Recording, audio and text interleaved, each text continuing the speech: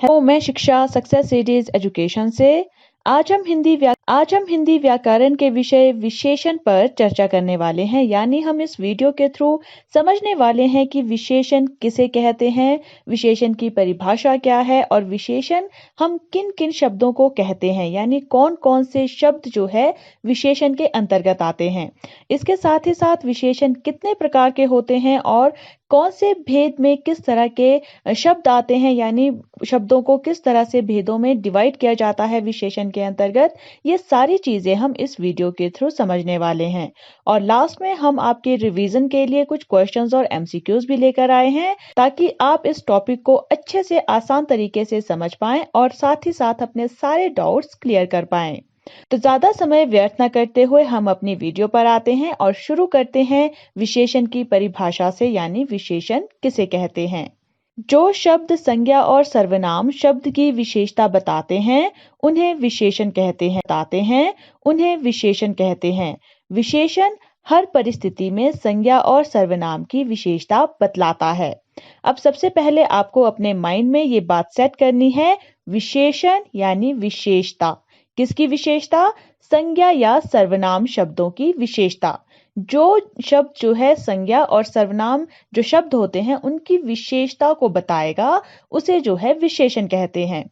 और जो विशेषण होता है वो हर परिस्थिति में, चाहे जो भी हो, जहां पर भी आपको जो है किसी संज्ञा या सर्वनाम शब्द की विशेषता बताई जा रही हो किसी शब्द के द्वारा, तो वो शब्द जो है विशेषण के अंतर्गत आएगा।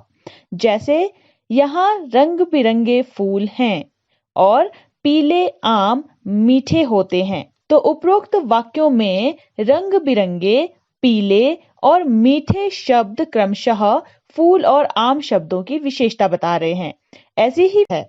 अब यहाँ पर जो ये आपको उदाहरण दिए हैं, जैसे यहाँ रंग बिरंगे फूल हैं, तो जो ये फूल शब्द है इसकी विशेषता क्या है कि फूल जो है रंग बिरंगे हैं।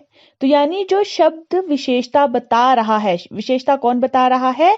रंग बिरंगे शब्द। तो ये जो शब्द है वो जो है विशेषण कहा जाएगा किसका? फूल का। उसी तरह से जो दूसरा जो वाक्य है, पीले आम मीठे होते हैं, यहाँ पर आम के जो है दो विशेषण बताए जा रहे हैं, यानी दो चीजों से जो है आम की विशेषता पता चल रही है। कौन से? एक तो आम पीले हैं और दूसरी विशेषता क्या है कि वो मीठे हैं। तो ये जो विशेषता बताने वाले शब्द होते हैं, इन्हीं शब्दों को जो है विशेषण कहा जाता है। अब इन चीजों को और अच्छे से समझने के लिए आगे जो है कुछ पंक्तियां दी गई है, आप उनको ध्यान से पढ़िए। यह रंग बिरंगी तितली है, नेहा ने रंग बिरंगी तितली है, नेहा ने सुंदर फ्रॉक पहनी है, वह ऊंचा मकान राजेश का है, तुम 1 किलो चावल लाओ, लाल सेब मीठे होते हैं। अब ऊपर लिखे वाक्यों में रंग बिरंगी, सुंदर, ऊंचा, 1 किलो, लाल, मीठे शब्द क्रमशः तितली, फ्रॉक, मकान, चावल, सेब शब्दों की विशेषता बता रहे हैं। ऐसी ही विशेषता बताने वाले शब्दों को विशेषण कहा जाता है। तो यहाँ पर जो ये शब्द हाईलाइट किए गए हैं, ये जो है विशेषता बता रहे हैं किसी ना किसी संज्ञा या सर्वनाम की। तो इसी तरह से जो है जो भी शब्द आपको विशेषता बताए किसी संज्ञा की या सर्वनाम की, उनको जो है विशेषण कहेंगे।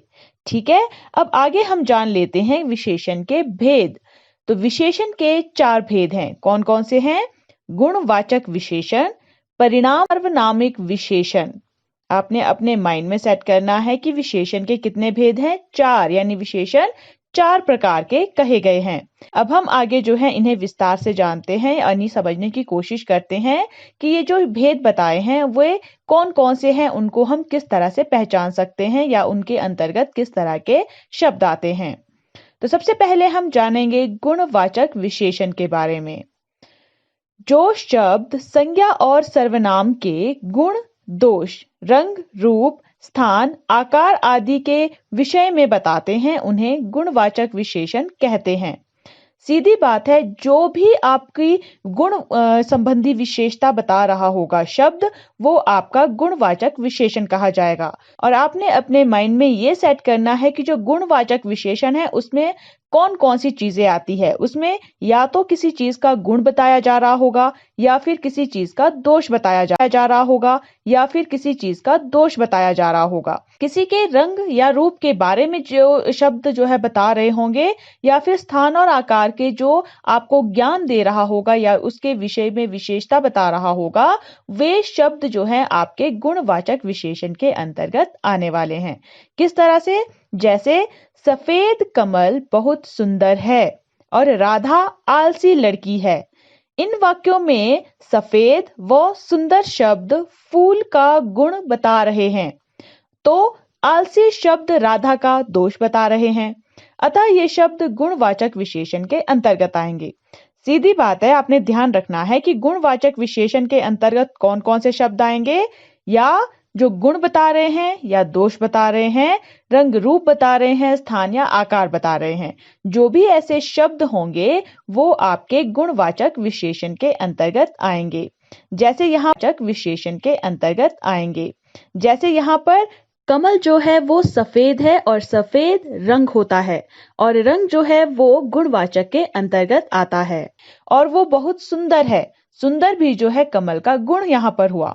और आलसी क्या है? वो राधा का दोष है, यानी आलसी जो पन होता है या फिर जो आलस होता है वो आपके दोषों में गिना जाता है। तो ऐसे शब्द जो हैं वो गुणवाचक विशेषण के अंतर्गत आते हैं। आगे हम कुछ प्रमुख गुणवाचक विशेषण शब्द जान लेते हैं जो आपको सहायता करेंगे गुणवाचक विशेषण पहचानने में। तो सबसे पहले गुण और दोष। गुण और दोष में कौन से शब्द आते हैं? जैसे भला, बुरा, अच्छा, झूठा, आदर्श, सुंदर। यानी या तो वो गुण होते हैं या दोष होते हैं, या अच्छाई या बुराई होती है, वो जो है आपके गुण दोष में आते हैं, और ये शब्द जो है गुणवाचक विशेषण के अंतर्गत आएंगे। दूसरा है रंग के बारे में बताया जा रहा होगा या रूप आपको दिखाया जा रहा होगा, वो भी जो है गुणवाचक विशेषण के अंतर्गत आते हैं। दशा, अवस्था। अब जो दशा और अवस्था होती है उसमें कौन कौन से शब्द आते हैं?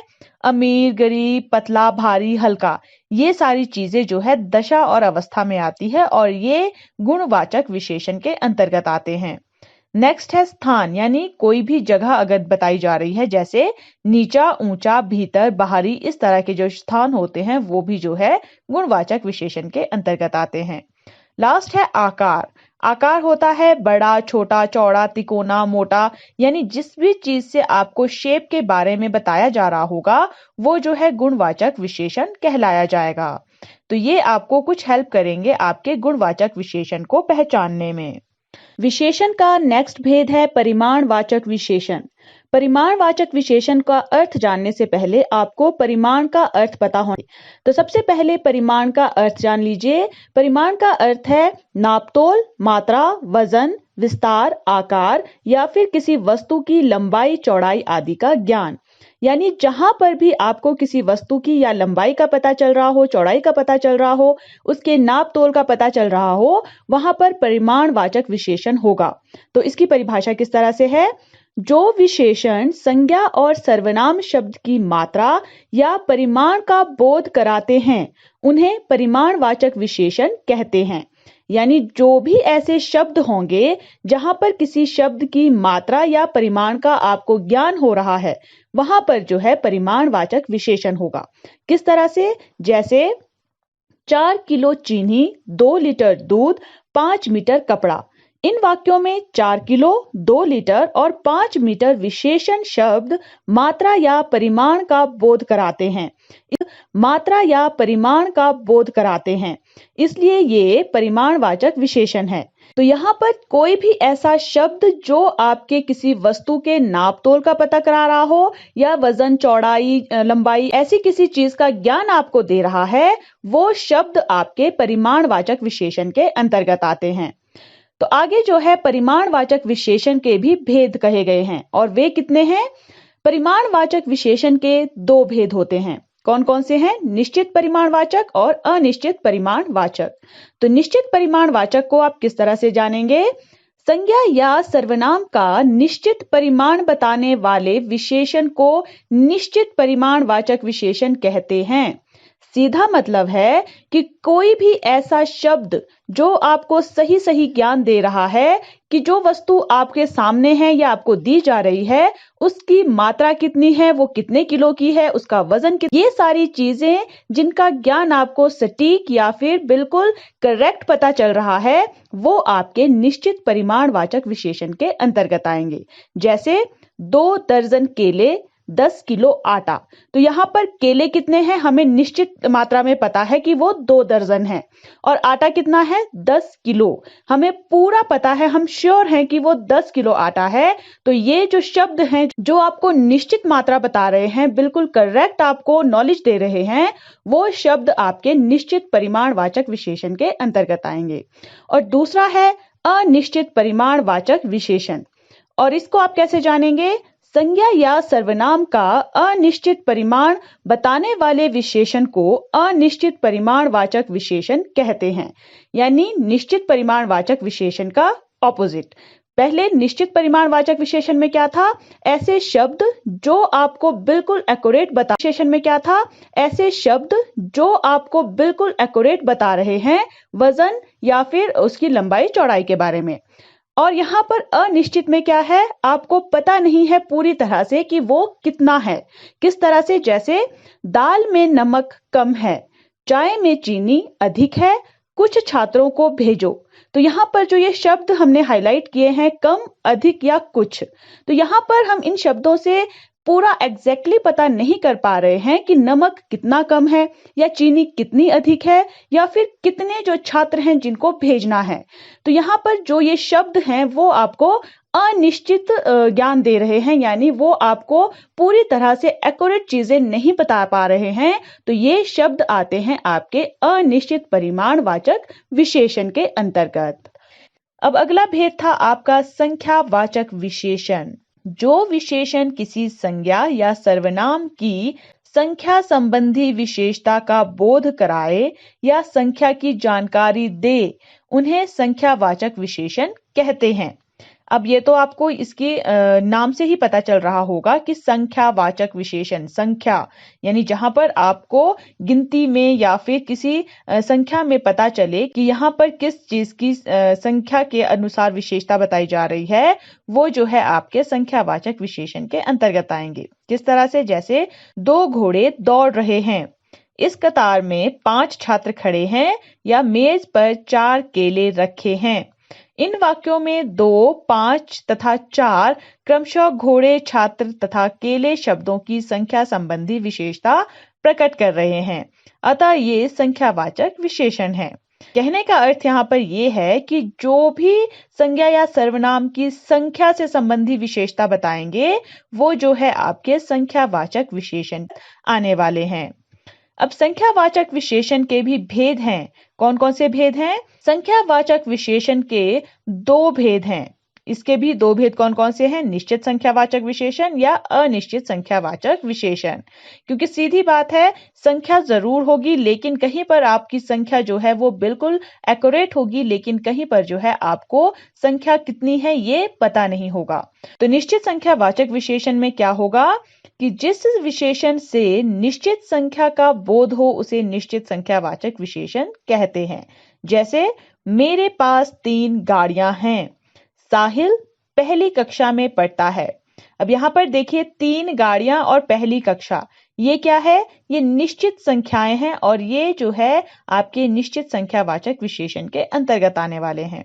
अब दूसरा था अनिश्चित संख्यावाचक, कि जिस विशेषण से निश्चित संख्या का बोध ना हो, यानी बिल्कुल वाचक विशेषण का ऑपोजिट, उसे अनिश्चित संख्यावाचक विशेषण कहते हैं। जैसे कुछ फल ले आओ, उसे थोड़े चावल दे दो। अब कुछ फल और थोड़े चावल, ये क्या है? ये निश्चित नहीं है कि कितने फल हैं या कितने चावल देने हैं, तो ये जो है आपके अनिश्चित संख्यावाचक विशेषण में आएगा। लास्ट जो है विशेषण का भेद था सार्वनामिक या संकेतवाचक विशेषण। अब जो सार्वनामिक विशेषण है उसे जो है संकेतवाचक विशेषण भी कहते हैं। तो यहाँ पर आपने कंफ्यूज नहीं होना है। अगर क्वेश्चन में कहीं आपसे संकेतवाचक विशेषण के बारे में पूछा जाता है तो वहां पर भी आप सार्वनामिक विशेषण की विशेषता ही लिखेंगे, क्योंकि दोनों जो शब्द हैं वो सेम है। तो अब सबसे पहले इसकी परिभाषा देख लीजिए कि जो सर्वनाम विशेषण के रूप में प्रयुक्त होते हैं उन्हें सार्वनामिक विशेषण कहते हैं। जैसे यह लड़की अच्छी है, वह पुस्तक मेरी है, वह पुस्तक मेरी है। यहाँ यह और वह सार्वनामिक विशेषण है। ये समझने के लिए आप सबसे पहले तो जो है ये जो परिभाषा आपको दी गई है सार्वनामिक विशेषण की, उसको एक बार फिर से ध्यान से पढ़िए। जो सर्वनाम विशेषण के रूप में प्रयुक्त होते हैं, यानी यहाँ पर ये नहीं कहा गया है कि संज्ञा या सर्वनाम की विशेषता बताने वाले कोई शब्द जो है, इस तरह से कुछ नहीं कहा गया है। यहाँ पर सीधा बताया गया है कि जो सर्वनाम क्या था, जो संज्ञा के स्थान पर प्रयुक्त होते हैं शब्द, उनको सर्वनाम कहते हैं। तो सर्वनाम जो है जब विशेषण के रूप में आपके सामने आए तब जो है उन्हें सार्वनामिक विशेषण कहते हैं। जैसे यहाँ पर जो ये उदाहरण दिए गए थे उसमें यह और वह, ये जो शब्द हैं ये क्या है, ये सर्वनाम है। लेकिन इन वाक्यों में जो है ये सर्वनाम जो शब्द हैं वो विशेषता बता रहे हैं, लड़की और पुस्तक जाएंगे। अब आगे जो है अच्छे से समझने के लिए आप एक बार सर्वनाम और सार्वनामिक विशेषण में अंतर देख लीजिए। जिस शब्द का प्रयोग संज्ञा शब्द की जगह पर हो उसे सर्वनाम कहते हैं, राइट। और जिस शब्द का प्रयोग संज्ञा से पहले अथवा बाद में विशेषण के रूप में किया गया हो वह सार्वनामिक विशेषण कहलाता है। जैसे वह विद्यालय जाता है, यहाँ वह सर्वनाम है, यानी यहाँ पर वह जो है ये विद्यालय की विशेषता नहीं बता रहा है, इसलिए ये सर्वनाम है। लेकिन वह धावक दौड़ता है, इस वाक्य में वह धावक शब्द का विशेषण है, अतः वह यहाँ सार्वनामिक विशेषण है। अब यहाँ पर वह जो शब्द है वो दोनों जगह पर है, लेकिन एक जगह पर यह केवल सर्वनाम है, लेकिन दूसरी जगह पर यही सर्वनाम है, लेकिन दूसरी जगह पर यही वह शब्द जो है वो सार्वनामिक विशेषण है। तो यहाँ पर आपने ध्यान में रखना है, जो शब्द जो है केवल संज्ञा के स्थान पर यूज हो रहा है उसको जो है सर्वनाम कहेंगे, लेकिन जिस शब्द का प्रयोग जो है वो संज्ञा से पहले या बाद में उसकी विशेषता को बताने के लिए प्रयोग किया जा रहा है वह जो है सार्वनामिक विशेषण कहा जाएगा। तो ये थे आपके विशेषण और विशेषण के भेद। आशा करते हैं कि विशेषण और विशेषण के जो भेद हैं उनको समझने में अब आप कोई भूल नहीं करेंगे और आपको जो है शब्दों को पहचानने में कोई दिक्कत नहीं आएगी कि कौन सा शब्द जो है किस भेद के अंतर्गत आता है। तो अब जो है हम रिवाइज कर लेते हैं क्वेश्चंस और एमसीक्यूज के थ्रू आपके विशेषण विषय को। तो पहला प्रश्न है विशेषण किसे कहते हैं, यानी आपको विशेषण की परिभाषा बतानी है। शब्द की विशेषता बताते हैं उन्हें विशेषण कहते हैं। विशेषण हर परिस्थिति में संज्ञा और सर्वनाम की विशेषता बतलाता है। जैसे यहाँ रंग बिरंगे फूल हैं, पीले आम मीठे होते हैं। उपरोक्त वाक्यों में रंग बिरंगे पीले मीठे शब्द क्रमशः फूल और आम शब्दों की विशेषता बता रहे हैं। ऐसे ही विशेषता बताने वाले शब्दों को विशेषण कहा जाता है। सीधे आपने याद रखना है जो शब्द विशेषता बता रहे हैं वे विशेषण के अंतर्गत आएंगे। नेक्स्ट क्वेश्चन है विशेषण के कितने भेद हैं और वे कौन कौन से हैं। तो विशेषण के 4 भेद हैं। कौन कौन से हैं? गुणवाचक विशेषण, परिणामवाचक विशेषण, संख्यावाचक विशेषण और सार्वनामिक विशेषण। अगर आपसे केवल इतना ही पूछा जाता है तो आप केवल 4 भेदों के नाम बताएंगे, लेकिन अगर आपको विस्तार पूर्वक पूछा जाता है तो आप जो है इनको उदाहरण सहित इनकी परिभाषा लिखेंगे। नेक्स्ट क्वेश्चन है परिमाणवाचक और संख्यावाचक विशेषण में क्या अंतर है। अब इस तरह के क्वेश्चंस भी आपसे पूछे जा सकते हैं और यहाँ पर आपको परिमाणवाचक और संख्यावाचक में ही अंतर क्यों पूछा गया है, क्योंकि ये जो भेद हैं ये एक जैसे लगते हैं, ये एक दूसरे के साथ सिमिलर लगते हैं और आप कंफ्यूज हो सकते हैं। तो इन दोनों को जो है आप किस तरह से एक्सप्लेन करेंगे, किस तरह से इनमें भेद दिखाएंगे। आप यहाँ पर एक्सप्लेन कर सकते हैं कि जिन वस्तुओं को नापा या तोला जा सके उनके वाचक शब्दों को परिमाणवाचक विशेषण कहते हैं और जिन वस्तुओं की गिनती की जा सके उनके वाचक शब्दों को संख्यावाचक विशेषण कहते हैं।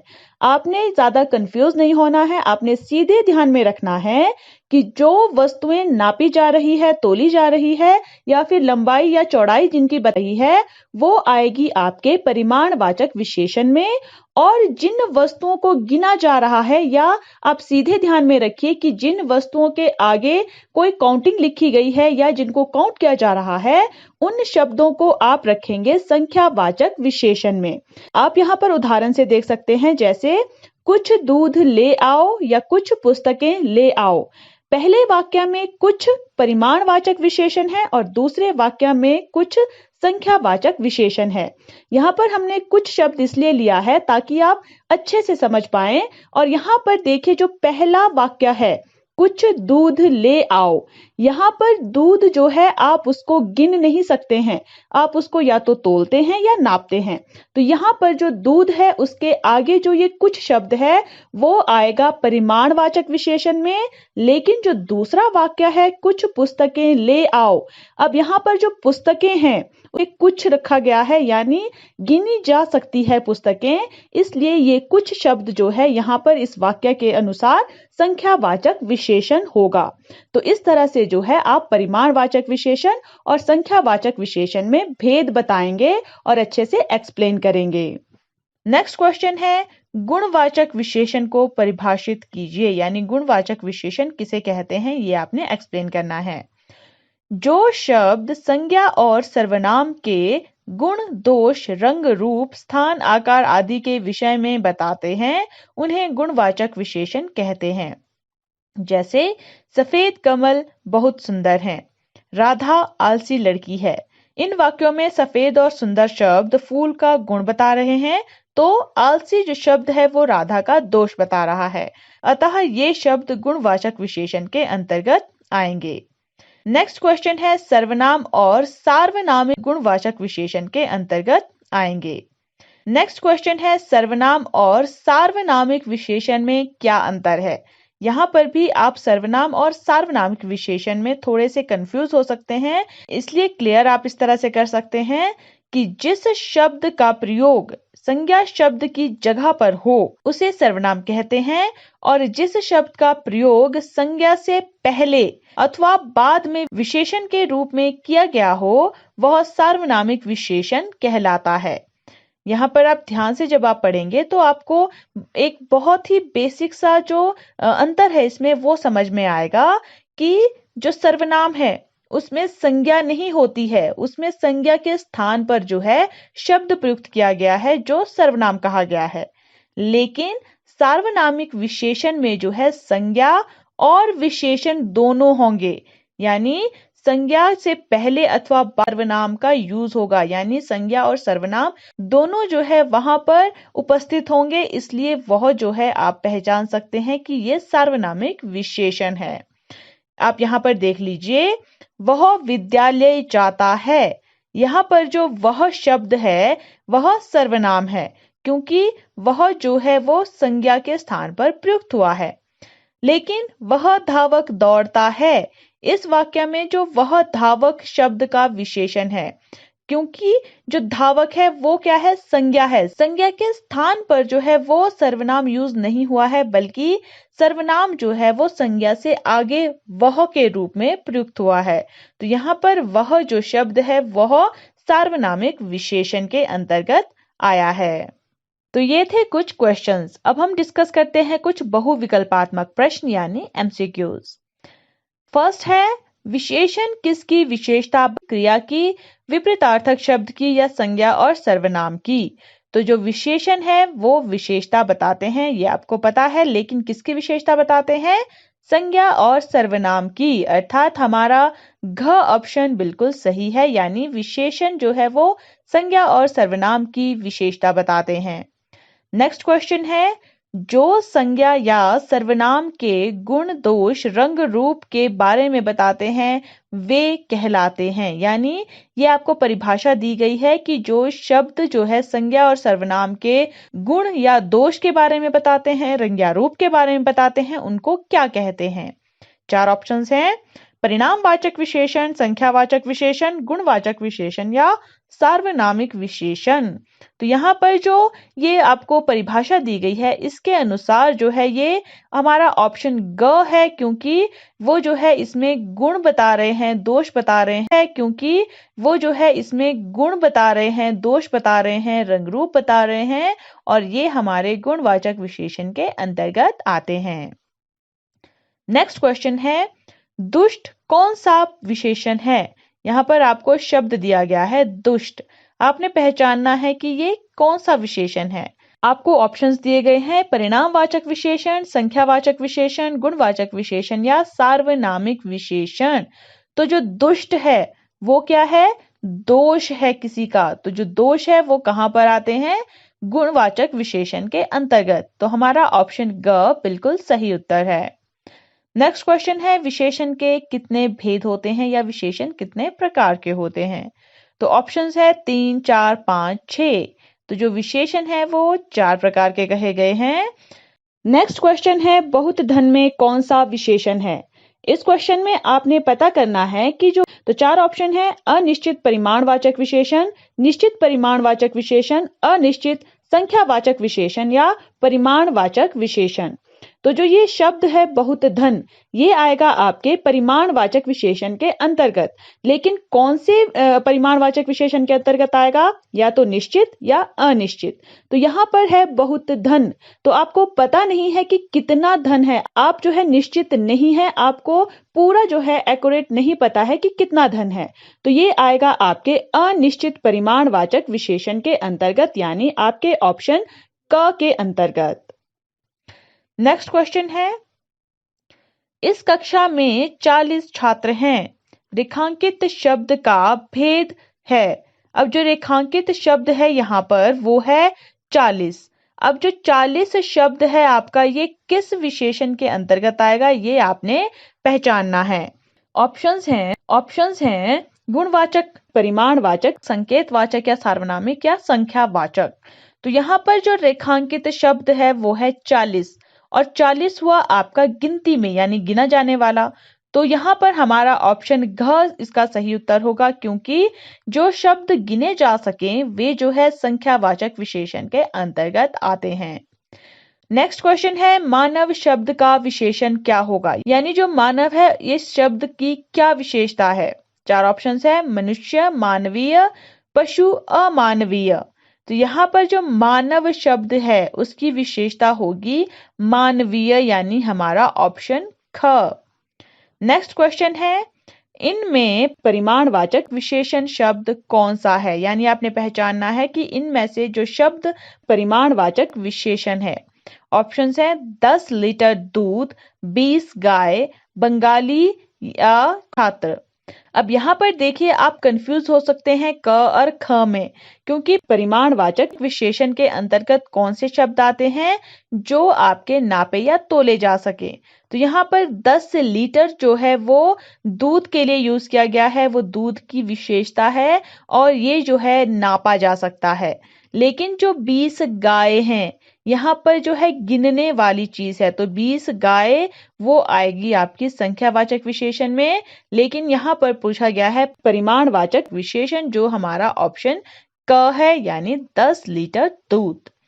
नेक्स्ट क्वेश्चन है, सार्वनामिक विशेषण को और किस नाम से पुकारा जाता है?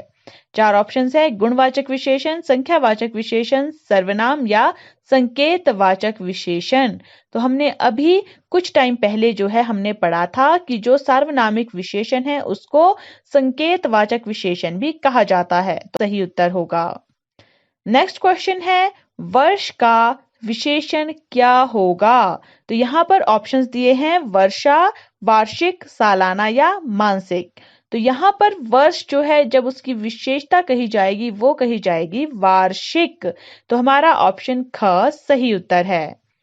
तो ये थे कुछ क्वेश्चंस और एमसीक्यूज जिनके थ्रू हमने रिवाइज किया आपके टॉपिक विशेषण को। और हम आशा करते हैं कि इन क्वेश्चंस और एमसीक्यूज के थ्रू आप अच्छे से विशेषण को रिवाइज कर पाए होंगे। तो इसी तरह की और यूजफुल वीडियोस के लिए या ग्रामर की वीडियोस के लिए आप हमारे चैनल सक्सेस सीरीज एजुकेशन को फेसबुक, यूट्यूब, इंस्टाग्राम और ट्विटर पर फॉलो कर सकते हैं। धन्यवाद।